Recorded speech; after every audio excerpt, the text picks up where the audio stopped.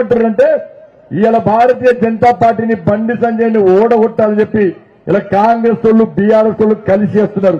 ఎందుకంటే మీరు మళ్ళీ నాకు ఓటేసి గెలిపిస్తే మళ్ళా కొట్లాడేది నేనే, మీకోసం యుద్ధం చేసేది నేనే, మీకోసం జైలుకు పోయేది నేనే, మీకోసం కేసులు భరించేది నేనే. ఇవాళ ఆలోచించరు ఎవరు ఇలా ముగ్గురు అభ్యర్థులు పోటీ చేస్తుడు. ఒక ఆయననేమో నేను చేస్తాయని ఆయనే చేస్తా అని చెప్పుకుంటాడు. ఇక ఇంకాయన ఎవరు లేదు, ఆయన ఈ ఊరోడు కాదు, మన జిల్లా ఓడు కాదు, పక్క జిల్లా ఆయనే, బీఆర్ఎస్ పార్టీ ఆయనే. ఇక కాంగ్రెస్ పార్టీ అయినా లోకలా నాన్ లోకలా ఆయన తెలియదు, మనకు తెలియదు. ఆయన ఎప్పుడు కాంగ్రెస్ పార్టీ జెండా పెట్టలే, ఎప్పుడు మీకోసం కొట్లాలే.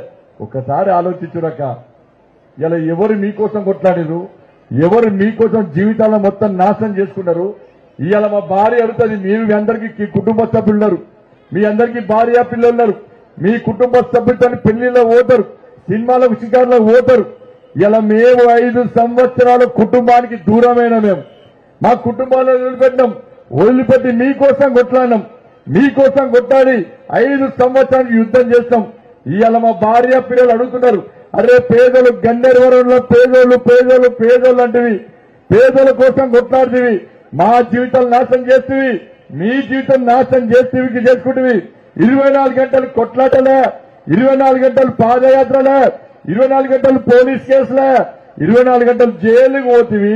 ఆ పేదలు నీకు ఓటేస్తా, పేదలపై కాంగ్రెస్ పార్టీకి ఓటేసి మరి పేదల కోసం ఎందుకు ఓట్లాడాలని చెప్పి మా భార్య పిల్లలు ప్రశ్నిస్తే ఏం సమాధానం చెప్పాలో ఒక్కసారి మీరు అందరూ ఆలోచించాలి. మేమేమో మీకోసం కొట్లాడబడుతుంది, మీ భవిష్యత్తు బాగుండాలి, మీ పిల్లలకు ఉద్యోగం రావాలని మేము కొట్లాడినాం. ఇలా మీరు మాత్రం 6 గ్యారెంటీతో కాంగ్రెస్ పార్టీకి ఓటేశారు. నేను అడుగుతున్నా, ఇలా మొన్న రాష్ట్ర ముఖ్యమంత్రి వచ్చిండు, ముంగట గాడిని గుడ్డు పెట్టుకున్నాడు. ఆయన మన గుర్తు ఇలా కమలం గుర్తు అని మేం చెప్పుకుంటున్నాం, కానీ ముఖ్యమంత్రి మాత్రం గాడిని గుడ్డు పెట్టుకొని ఇవాళ నరేంద్ర మోడీ గారు ఏమి ఇయ్యలేట, గాడిని గుడ్డు ఇచ్చిందట. నేనన్నా నువ్వు 6 గ్యారెంటీలు 2500 రూపాయలు ఇయ్యలే, కానీ గాడిని గుడ్డిచ్చినవు మాకు. 4000 రూపాయలు ఆసరా పెన్షన్ ఇయ్యలే, కానీ గాడిని గుడ్డిచ్చినవు మాకు. రైతులకు న్యాయం చేస్తా అని చేయలే, గాడిని గుడ్డిచ్చినవు మాకు. అందుకే అందరూ అనుకుంటారు ఈ కాంగ్రెస్ పార్టీ గుర్తు హస్తం గుర్తా, గాడిని గుడ్డు గుర్తా. రేపు బ్యాలెట్ బాక్స్ లో గాడిని గుడ్డు కోటేస్తున్నా, చెయ్యి గుర్తు కోటేస్తున్నా, ప్రజల లోపల చర్చ జరిగే పరిస్థితి వచ్చింది. ఇలా వాస్తవం నరేంద్ర మోడీ గారు ఒక్కసారి వచ్చాడు. నరేంద్ర మోడీ గారు పేదోడక్క, ఇది దేశానికి సంబంధించిన ఎన్నికలు. నరేంద్ర మోడీ గారు ఒక ఛాయ్ అమ్ముకునే వ్యక్తి కాబట్టి, పేదల కష్టాలు తెలిసిన కాబట్టి, వాళ్ళ అమ్మ గురించి వాళ్ళ అమ్మ దగ్గర ఉండి చదువుకున్నాడు కాబట్టి, ఇలా చిన్నప్పటి నుంచి వాళ్ళ అమ్మ దగ్గర పెరిగింది కాబట్టి, పేదరికం నుంచి వచ్చింది కాబట్టి, ఇలా పేదల కష్టాలు తెలుసు కాబట్టి ఈ దేశంలో పేదోళ్లకు సంక్షేమ పథకాలు ఇస్తున్న మహానుభావుడు నరేంద్ర మోడీ. ఇవాళ బియ్యం ఇస్తున్నాం, ఇవాళ ఫ్రీ బియ్యం ఇచ్చేది నరేంద్ర మోడీ.